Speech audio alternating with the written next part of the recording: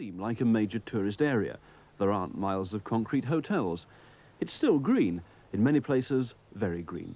It's a very picturesque place with a wild interior untouched by either the locals or the tourists. And yet, in little more than a decade, its economy has changed, from agriculture and fishing to tourism. Traditional Corfu is still easy to find though.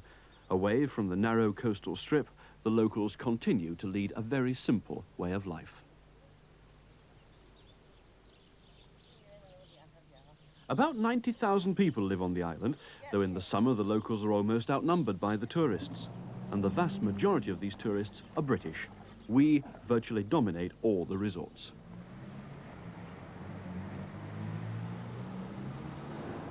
Most holidaymakers fly there, to the island's one airport just outside the capital, Corfu Town. There are direct flights from most UK airports. It takes between 3¼ and 4 hours, and Corfu is now the second most popular holiday area. Mallorca is the first. Well over 500,000 Britons went there this summer.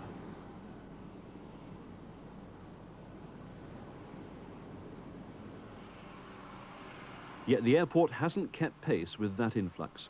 For instance, there's only one carousel baggage machine, so for many holidaymakers, their first experience of Corfu is a longish wait for their bags. Most people go for the sun and the sea. We'll be looking at the weather in a few minutes. But what are the beaches like? Well, surprisingly, many are not very good at all. They tend to be shingle and sand, sometimes very coarse like that. Sand and shingle, very few pure sand beaches. But let's have a look at all the major resorts in detail, and we'll work clockwise round the island, starting with Cassiopeia in the northeast. Cassiopeia is very close to the mainland, but it's not the Greek coast you can see, it's Albania. In fact, several Albanians have escaped by swimming across the narrow channel. Cassiopeia has more of a town feel to it than many resorts on Corfu.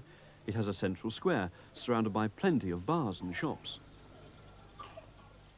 It also has one of the most attractive harbours on the island, with tavernas and restaurants.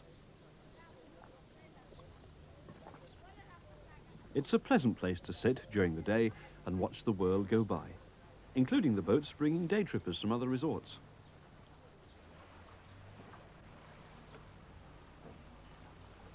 The harbour area becomes quite lively at night, with many discos and bars. It's a favourite spot for young people. The resort used to have a reputation for being young and lively, but now it's being promoted as a family resort. One thing, though, that counts against it with families is the beach. It's quite small and not very impressive. It's a mixture of rock, shingle and pebbles, which can be very uncomfortable to walk on.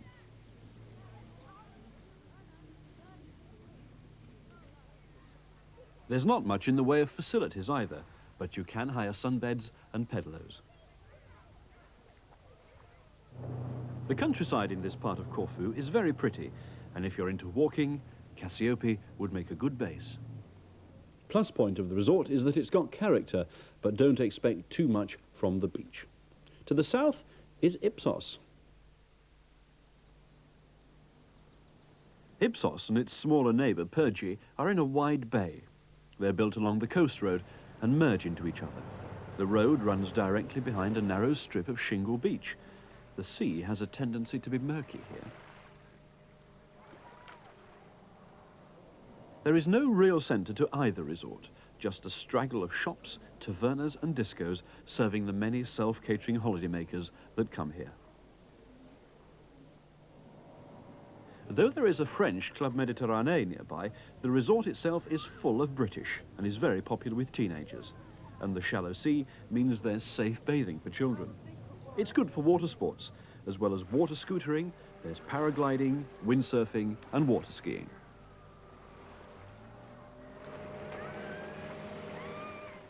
There's no doubt plenty to do, but don't expect much Greek atmosphere. Just to the south is Dacia. Dacia is similar in feel to Ipsos. The resort is again based around the main coast road, though the only points of interest are the bars, almost all reflecting the British influence. You reach the sea through an olive grove, sprinkled with bars, tavernas and hotels. The shingle beach is very narrow, and again, the sea can be murky.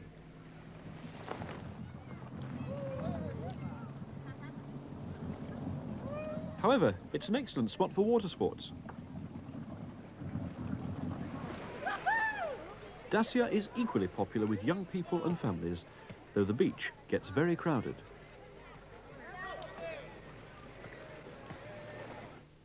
Dacia scores on water sports, but as a place, it is a bit characterless. The next sizable resort is Gorgia. It's another very popular spot with the British. The centre is off the main coast road, which means it's quieter. And it has a slightly less commercialised feel to it, but there's still plenty of bars and cafes advertising typical English food.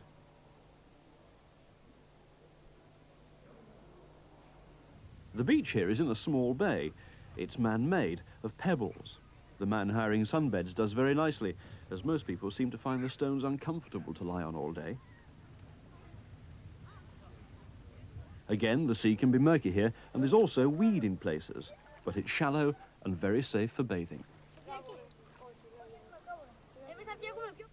Gorgia is a quieter resort without too much nightlife, but the small beach can get very packed. Corfu Town, the only sizable town on the island, is not a resort as such. However, Canoni is only a couple of miles away. Even though Canoni appears in the brochures as a resort, it's really just a suburb of Corfu Town. It has no real centre. The self-catering villas and hotels tend to be tucked away amongst the trees.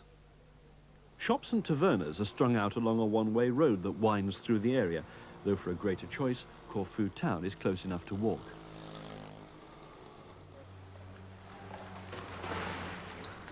The main problem with Canoni is the airport runway. A fact not mentioned in all the brochures. This inevitably means aircraft noise. The views to the west are not what you'd normally go on holiday for. In peak season, Corfu Airport is very busy, day and night. There is no natural beach in Canoni, but there is a man-made one below the Hilton Hotel. It's open to everybody, and though it isn't very big, it has attractive views. And you can't actually see the airport, though of course you can hear it. Canoni also has one of Corfu's most photographed views, Mouse Island and its neighbour. Canoni has the advantage of being close to Corfu Town, but you can't get away from the aircraft noise. Canoni is at one end of a bay. The airport runway is built out into the bay, and across the other side is Parama. The two resorts are linked together by a concrete causeway.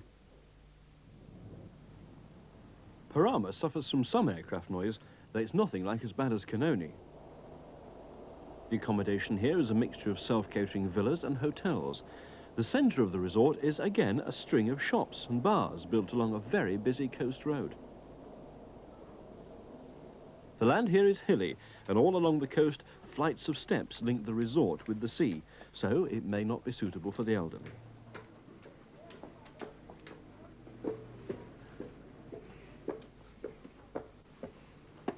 The beaches themselves are mostly man-made and often affiliated to hotels, but they are always available to the public. In Corfu, it is technically illegal to have a private beach. And if you don't want the trek to the beach, many hotels allow anybody to use their pools free of charge. They make their profit from the snack bar and renting out sunbeds. Being close to Corfu Town is clearly a plus, but as a resort, it's rather characterless. 4 miles to the south, Benice. This is the most commercialised resort on Corfu, and yet by Spanish standards, it would seem undeveloped. When we filmed in June, the beach was still being delivered, but seemed to be the usual coarse sand and shingle. The resort is extremely popular with the young, and most of the shops, bars and tavernas are aimed directly at them. In the peak season, virtually everybody is under 25. Many of the hotels are on the busy main road, which means noise day and night. It is possible, though, to find quieter areas behind the resort, where you could rent a villa. Benice has a small harbour, and the better quality hotels are set back from the resort. Benice is the liveliest resort on Corfu, and therefore it is also very noisy, particularly at night. It is not a family resort. About 20 minutes drive further south is Musongi. The centre as such is off the main road and consists of a straggle of apartments, shops and bars. The sea at Musongi is approached through narrow alleyways. Once there, you'll soon notice the seaweed. Though the actual waterfront is quite picturesque.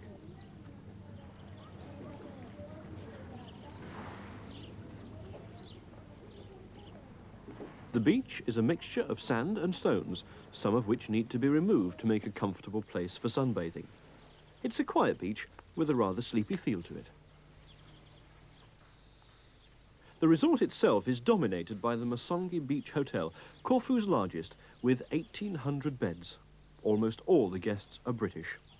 As well as having a very large pool, it has organised events and discos every night.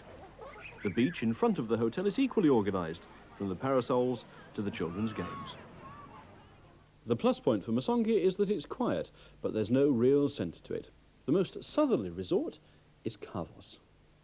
Because of its distance from Corfu Town, Kavos does not make a good base for sightseeing, so many holidaymakers who go there tend to stay put. It is approached through an olive grove dotted with villas, both finished and unfinished. The actual town centre could be almost anywhere. There is no sign of any Greek life. The town is full of fast food shops and pubs. There are bars and discos galore, all of which are directed at young people. The main problem with Kavos is the vast amount of building going on. It's everywhere. You're quite likely to find a completed and open bar underneath a pile of concrete and timber. With all this building work, the roads are very dusty and busy with the contractors' lorries.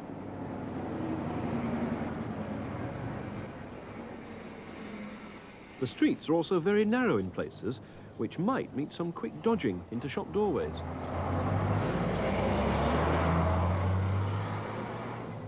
The beach in Kavos is, however, very attractive.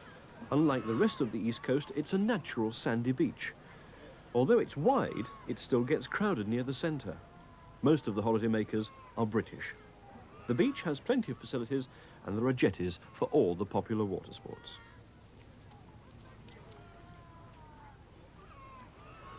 Immediately behind the beach there are bars and cafes, but nothing remotely Greek. The north of the resort is less developed, but not for long.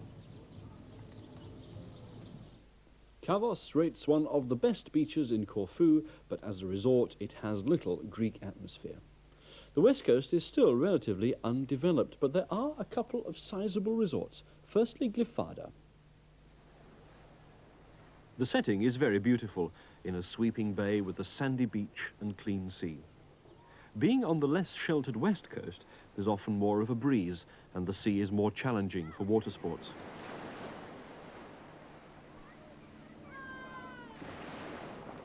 Holidaymakers go to Glyfada for its beach. In fact, there's not much else there.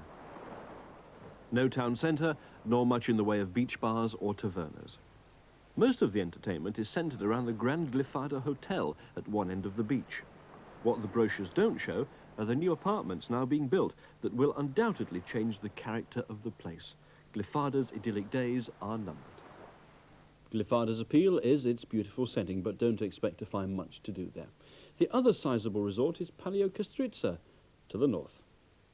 This is often referred to in the brochures as the most beautiful and unspoilt resort in Corfu. The beach, or rather beaches, there are several of them, all have the usual facilities for hire, like sunbeds and pedalos. These two-man canoes are very popular. The deep blue sea is clear and ideal for snorkeling. One of the problems, though, of holidaying in Paleo is its popularity. There are boat and coach loads of trippers arriving every day, filling up the resort. The beaches are a mixture of sand and fine shingle. The resort, though, is not as unspoilt as the brochures would have you believe. Mass tourism is now affecting Paleo, like most of Corfu. Paleo is a beautiful resort, though it suffers slightly from too many day trippers. It's also worth mentioning two smaller resorts, Sidare and Rhoda, on the north coast. They are both very isolated. Sidare is a fishing harbour with one main street and a sandy shingle beach. Rhoda has a wider sandy beach with a few shops and tavernas. Both are very quiet, and you really need to hire a car to get around. Well, those are the main resorts. What sort of weather do they have? John Ketley has got the facts. Well, Paul, this year has been exceptional even by Greek standards, but you can usually expect the weather to be extremely good from April to October. That is when you get through the spring equinox. We can take a look at the sunshine first of all, then, and we can see here an average of about 7 hours of sunshine through the month of April. That increases rapidly to about 13 hours in the midsummer, and then down to 6 hours of sunshine by the end of the summer or the beginning of autumn. Now, temperature-wise, of course, it's also very hot. It's been extremely hot this year.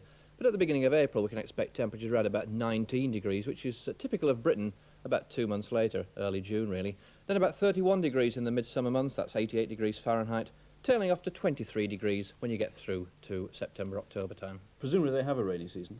They certainly do. There wouldn't be so much rich vegetation around, Paul, if they didn't have a rainy season.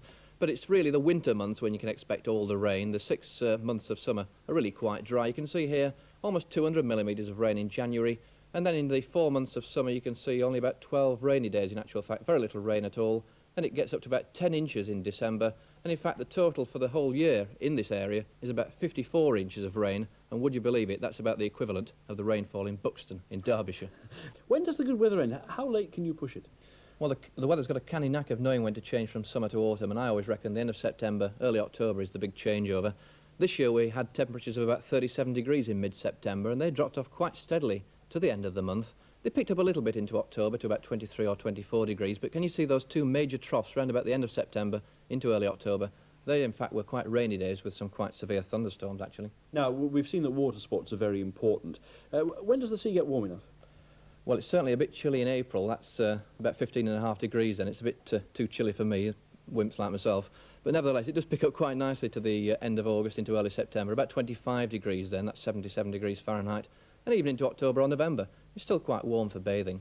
I remember seeing it in that report from Masongi that the seaweed didn't seem to get washed away by the tide. Did they have any tide? Not in the Mediterranean. The tide's very, very limited indeed. In fact, it's about this much, about 8 inches. In actual fact, that's all you would expect in the Mediterranean. And on the eastern side of the island, actually, it's a bit warmer, I would think, than the west, because the eastern side of the island is actually shallower than it would be going out into the middle of the Mediterranean itself. Now, we want to get as much of that sunshine as we can. When does it start to go dark? Well, it starts to go dark a little bit earlier than it does in this country. It also goes dark rather more quickly as well. We don't have the same twilight. But here you can see the sunset times going back to May. It's about 8:30 in May. It goes round to 9:12 by the time you get through to the middle of summer, and then starts to get a little bit early. In fact, very early indeed by October, something like 6:30. Now, apart from Greek waiters, are there any natural hazards in Corfu? Well, I've been speaking to the seismologists down at Imperial College, and they tell me that we do have problems with earth tremors and earthquakes. I don't want to worry people, but it's certainly something to bear in mind. We have two major faults running across Greece and Turkey. There's one, the Hellenic Arc, which runs from Corfu through to Crete, and that's intersected by another one which runs diagonally across the southern end of Greece. And really, it's that intersection that represents the area where you're more likely to get some earth tremors. Yes, I don't suppose that's in many brochures. Any other hazards? Well, certainly in a year like we've had this year, where it's been really hot and dry through the summer months, you've got to expect some forest fires, lots of vegetation around, lots of trees. We can see on the pictures here that you can have some quite severe devastation. Many of the brochures offer holidays in Corfu from April to October. If you're planning to go in April, a word of warning. Traditionally, students from all over Greece studying hotel management spend, as part of their course, 2 weeks in Corfu. Now, those 2 weeks are usually in April, and the island is swamped by the students. At the moment, next year's actual dates have not yet been decided. As regards October, well, in reality, the season has finished. Most resorts will have a rather dead feel to them. Now, money. The currency in Corfu is Greek drachmas. You get about 220 to the pound. The coins are 1 drachma, 2, 5, 10, 20, up to 50 drachma there. The notes, they start at 50 drachma, then there's the 100, the 500, and the 1,000. There is a 5,000 drachma note, but you're not allowed to take those out of Greece, and that's why we haven't got one. This 1,000 drachma note, that's worth about £5. You'll find the only banks on the whole island are in Corfu Town. They're open Monday to Friday from 8:30 till 2, but you can change your money or travellers' cheques at post offices in all the main resorts. They're open from 8 in the morning until 7 at night, including Saturday, and surprisingly often give you a better rate than the banks and charge less commission. You can always change money in a hotel or, of course, at a bureau de change, but you are likely to get a poorer rate. Visa and Access are widely accepted, and because you don't pay any commission, it's often the cheapest way to pay for things. Euro checks, not that common. Outside Corfu Town, you may have difficulty using them. You will have no problem keeping up with the latest news. British newspapers are on sale in most of the resorts. They are usually a day old and cost about 3 times as much as they would here. Now, there is a local newspaper in English. It's called the Corfu News. It comes out once a month and it is free. It's not just an advertising freebie. It's useful for finding out what's going on and has ideas on what to do and where to eat. Well, English food is available all over Corfu, but Greek food is well worth trying. All Greek cafes and restaurants have their prices controlled by the tourist police, who make regular spot checks for overcharging, and the menu usually mentions that prices are subject to police control. You'll find the menu has 2 prices, the one on the left without tax and service, and the one on the right with. You'll be charged the right-hand price. You'll be given bread before your meal without asking for it, but you will be charged for it if you eat it. Occasionally, though, you may feel the need to eat it. The service can often be a little slow, especially in the more remote places.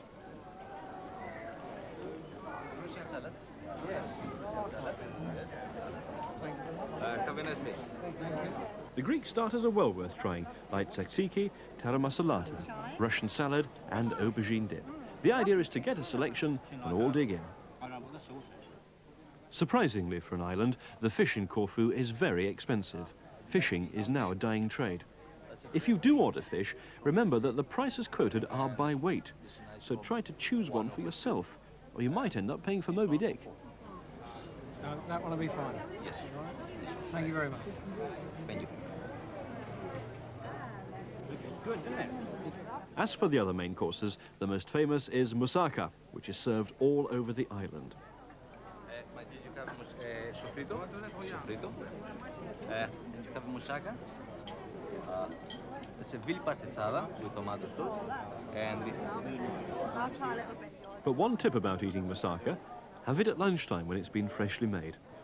The local specialities are sofrito, which is slices of beef or veal, and veal pastistrada, veal and pasta.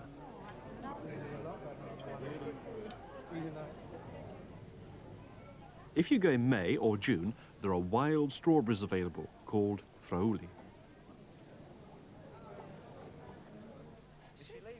In the tavernas and bars, there are many different types of drinks on offer.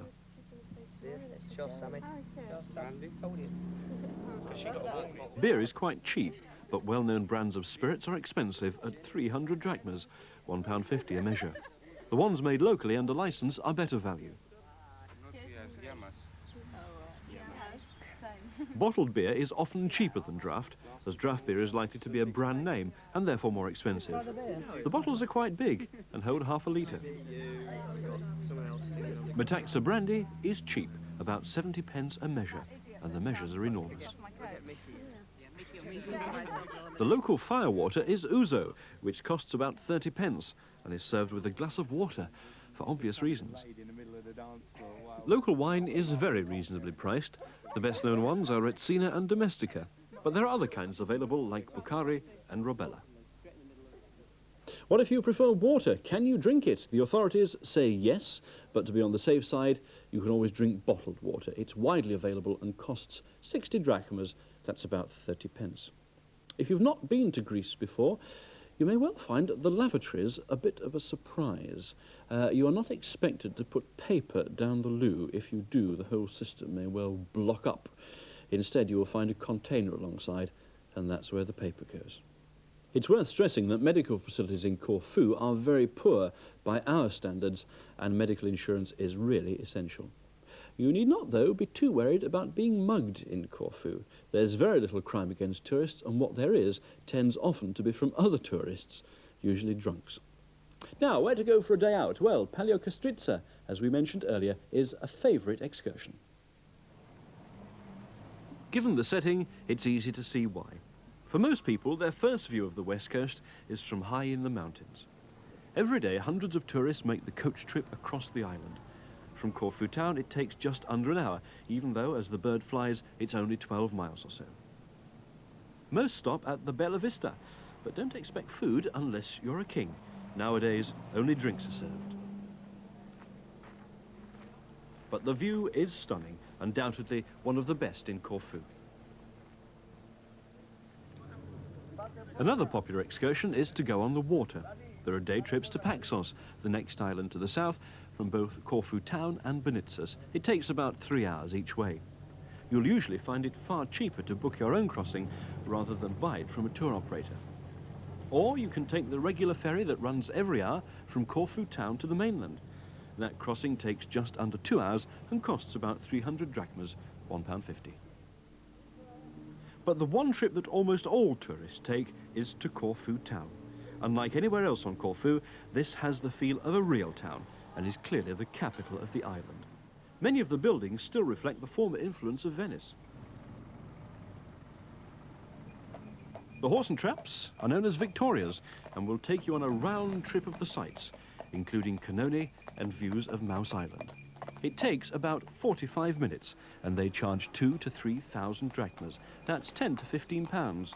But by haggling, you can probably halve that, which, if there's a few of you, becomes good value. But be sure to do any negotiating before you start. Now, if you want to travel around independently, what's available? Well, all the major resorts have taxis. Taxi drivers charge a minimum of £1 and drive like madmen. Alternatively, there's a network of buses that fan out from Corfu Town to virtually the whole island. Fares are cheap. For instance, it's about 30 pence for the 7 miles from Corfu Town to Benice. You won't always find a seat, and at busy times, even standing room can be very tight. Remember, Greeks have a different alphabet, and destination boards are not always easy to read. Car hire tends to be expensive, although many companies offer a 3-day special, which is better value than a daily or weekly hire. A car like this would cost about £60 for 3 days, including tax and insurance. Petrol is just about the same price as in Britain. There are filling stations in all the more populated parts of the island, but beware, only one is open on a Sunday. Which one depends on a rota system. Mopeds, however, tend to be what young people hire. Prices start at about £5 a day, and surprisingly, you don't need a driving licence, at least not if you're a tourist. Back brake, push from the stand, and give the bike. Keep on the right. Training, if any, is cursory, and you will not be given or expected to wear a crash helmet.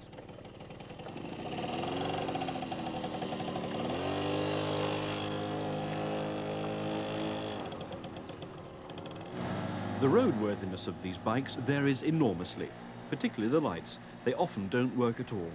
And given that most roads in Corfu are not well lit, you should think twice before going out on one at night. Once away from the main resorts, the roads are not very good.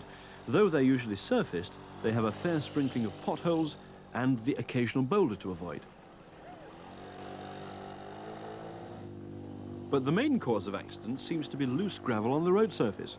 This makes it easy for an unskilled rider to slip off, and with no protection either to the head or usually the arms and legs, the resulting injuries can be bad. And it won't only be your health that suffers. The owner will more than likely hit you with an enormous bill to repair the bike. There's no doubt that, regardless of warnings, thousands of young people will continue to hire mopeds and scooters, and most will have a good time. But our advice would be to make sure before you go that your medical insurance covers you. Some policies don't. Now, our very own young person has been to Corfu. We sent Matthew Collins there as an independent traveller, not as a package tourist. How did he get on in Corfu, Matthew? Well, the great thing about Corfu, if you're an independent traveller, is there are tons of cheap flights going in summer, and it makes a good place to go to if you want to go to other Greek islands as well. Corfu Town actually makes a very good base. When you arrive, there are all these people hustling you saying, want a room, especially if it's early in the morning. You can find rooms through accommodation offices or in the resorts themselves. Or if you go into the interior, venture there, you can usually find very cheap rooms. I mean, for example, £3 a night behind a taverna or something like that. Now, there are an enormous number of tourists in Corfu. What do the locals think of them? Do they all get on, or do they slightly resent this invasion? Well, I was in the northwest for a lot of the time, and there in resorts like Paleo, where there are swarms of tourists, obviously the locals are pretty hardened towards them. I mean, prices tend to be fairly high, for example. But if I went to the south, and there you tend to find lots of locals who find tourists a real novelty, really rare. I mean, I was hitchhiking at one point because I couldn't be bothered to wait 3 hours for the bus. And this old chap felt sorry for me, came out and gave me a bunch of grapes. Another time I was walking down the road, this woman gave me some freshly picked cherries off her donkey. So in the south or in the interior, in the untouristy places, there the locals tend to be very different and much more genuine local, usually ones who are working the land. Now, that was obviously the nicest side of Corfu. Which aspects of it didn't you like? Well, I didn't like the mosquitoes, and lots of other people didn't, actually. I found them much worse in Corfu than many of the other places I've been to. And the other thing that annoyed me was the rubbish on the beaches. In some of the places, there was tons. It was enormous, and it was really quite horrible. Now, we saw earlier on in the programme that the airport wasn't all it might be. What were your impressions? Well, I felt there could have been more check-in desks open. I mean, for example, when I flew home, there were only 2 check-in desks for about 500 people going on 2 different flights. So that was a bit annoying. But there's quite a good duty-free shop there with quite a large selection of stuff.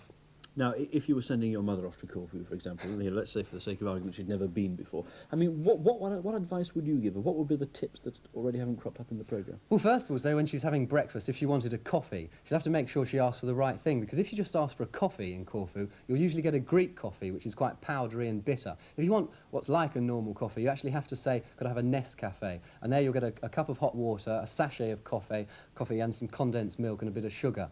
Other things, I'd tell her to look out for, say, the grill rooms in Corfu Town and in some of the other places, because there you can get really wonderfully cheap kebabs and souvlaki and a bottle of beer, say, for under £2, which is really nice.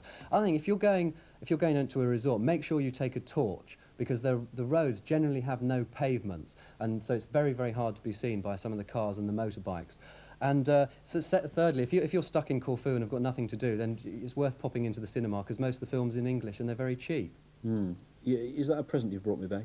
Well, no, this is for my mother, actually, Paul. This is a sponge. This is another Corfu bargain. I mean, these natural sponges you can buy all over the place, and they're quite cheap. This was about £4, and they really are genuine, real sponges. Good, thank you very much, Matthew. Now, we are aware that we have crammed rather a lot of information into tonight's programme, but if you're thinking of Corfu for a holiday, I hope it's all been useful information. Now, we don't have a fact sheet as such, but we can let you have a copy of the complete script, if you want to be reminded of anything that we've said. Now, it's got everything in it, together with a few things we've not had time for. But it is rather bulky, so I'm afraid we have to make a charge of £1.50 to cover duplicating, packing and posting. Now, if you'd like a copy, please send a cheque or postal order for £1.50, payable to the BBC, to The Travel Show Guide to Corfu, BBC, Northwest, P.O. Box 27, Manchester, M60, 1SJ. That address is also shown on CFAX page 287 and in the Radio Times. And we would like to hear from you if you've got any comments on tonight's programme. Now, next week, the Travel Show Guide will be to the Algarve in Portugal. We'll leave you with a taste of what it's like. Until next week, from me and from Matthew, good night.